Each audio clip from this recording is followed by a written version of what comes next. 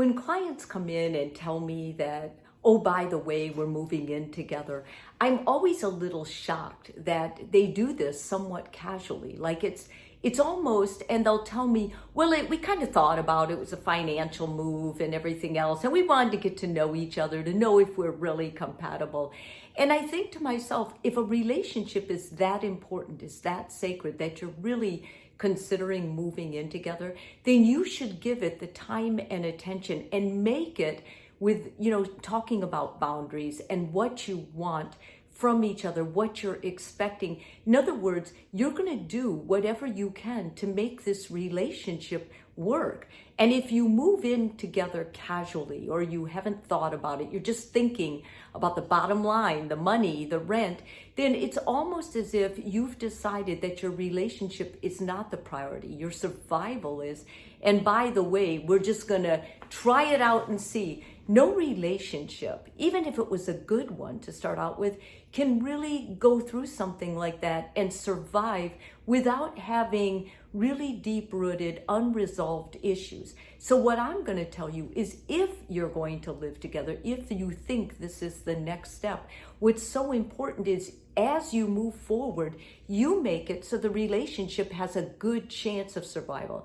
That rather than it just, blowing up or ending, the two of you would have a better understanding. When I'm talking about with couples about moving in together, then I'm spending a lot of time going over boundaries. And there's 6 vital boundaries the two of you need to talk about, need to discuss, and have like a working sheet of paper of what you're expecting from each other and how you're going to do this, especially if any of these boundaries are specific to you, really, really a priority to you. Then I think it's up to you to make sure that these boundaries are worked on, discussed about as you move in and after you move in, so you can be sure that you're setting the relationship up to have good things, a better, stronger connection, and maybe even more of a vitality, of an ability to thrive than it did before the two of you moved in. The first of these boundaries is how to handle bills. Who's going to pay what? You should each know each other's credit score. You should each know how one another deals with their money. Is it going to be, are you guys going to maybe have a house account? Are you each going to keep your own separate accounts? Who's paying for what? Do you use money as recreation when you're depressed? What is happening? You should also know each other's debts, because that's really important. If your relationship is thriving and you decide from that point that you want to live together, maybe marry, then it's important you understand you're going to assume each other's bills. So what I usually recommend is that couples not only are open book about what they have, what they save, but that they start a relationship budget, a relationship savings bond, if you will. So the two of you could take trips together, and then, whoever is going to pay for hotels, or whoever is going to pay for the travel, you could do that outside the budget you had for actually taking a trip together or something special the two of you wanted to do together. Secondly, conflicting sleep habits. This is one of the primary reasons that couples don't end up working well together when they cohabitate. It's important you tell your partner, are you a morning person, a night person? When you're sleeping, do you need complete quiet? If your partner stays up, can they watch TV in bed, or no? Do they go and watch it in the TV room? Do they use headphones? Are there gamers? If there's gamers, how are they going to protect that you don't hear that? And what about if you don't start work until 11 a.m. so you sleep in the morning? How can your partner start a habit of having their clothes in a lit place, of having their makeup or how their grooming needs in a lit place, so that it won't disturb you? It's important the two of you talk about that and keep that a dialogue throughout the relationship as you do move in together, because both people need their sleep. Let's face it, a lack of sleep ruins a lot of relationships, because it causes stress, it causes body unhealth, and it causes mental confusion, and just feeling foggy. So this is a vital part. Doesn't sound like a vital part, but it is. Third, social lives. When you are together, living together, it should not mean you have to hang out together all the time. You shouldn't be like Mud and Jeff. You should be able to go out on your own, to still continue your interests, your friendships. How's that going to work? Is one person jealous of another friend, of one of the partners? How do the two of you communicate that? What do you expect? Are you going to go to 2 dates a week? Social activity, who's going to pay for that? Is that the person going out? Is that person able to manage the money they have going out and still contribute to the budget? These are big issues, and they're big boundaries that you have to set so each partner is protected.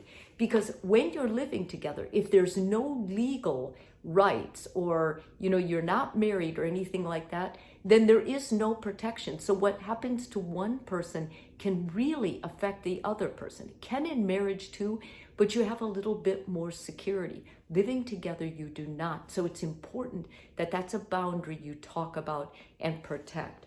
The next one, personal space. Every person needs personal space of some kind. Introverts and extroverts commonly get together, and it affects your personal space. Marriage, relationships of any kind need the tension of space. They need personal space. What does personal space involve for you? When you're in the bathroom, is that personal space? Is your partner allowed in?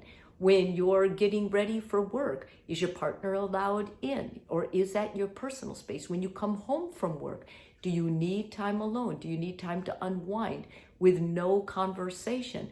When you get upset about something, do you like personal space? Or do you want to come and talk to your partner about it and be around them? When you're sick, do you prefer to be in an enclosed room by yourself? Or do you want to be out in the living room with your partner pampering you? All of these things are very important, and they're important to talk about before you decide to move in together, because they're the things I see in my office that could end up destroying your relationship. Sex. Couples often get together and they have a high sexual attraction, but this will go away the longer you're together. And how many days a week do you want sex? What is intimacy to you? Is it just sex, or is it these other things of eating together, sleeping together, skin to skin, cuddling on the sofa? Is it holding hands when you're out for a walk? Is it putting your arm around your partner in social situations, or is it being more independent, less PDA in social situations?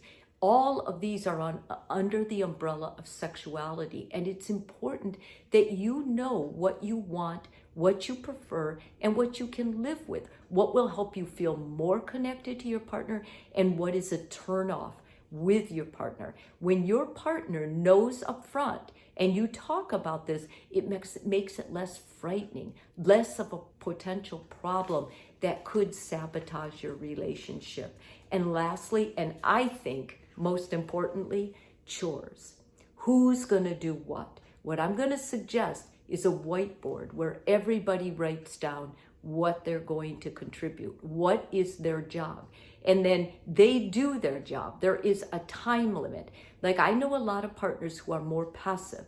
And so what they'll do is they'll say, I do it. Just don't nag me. I'll do it. But see, that's not okay. That's a very passive aggressive form of doing your part. Your part means, I would say, Saturday, chores done before we play at all. So we do our chores in the morning, or whenever you're going to plan to play, you just make sure all the chores are done prior to. And it's important that that's talked about, because otherwise, statistically, I'm not making this up, women do 87% of the chores, and that leaves 13 for men. And I don't care who works, that is not fair. It has to be as close to 50-50 for as frequently as possible for a relationship to get off on a good step, whether you're married or cohabitating.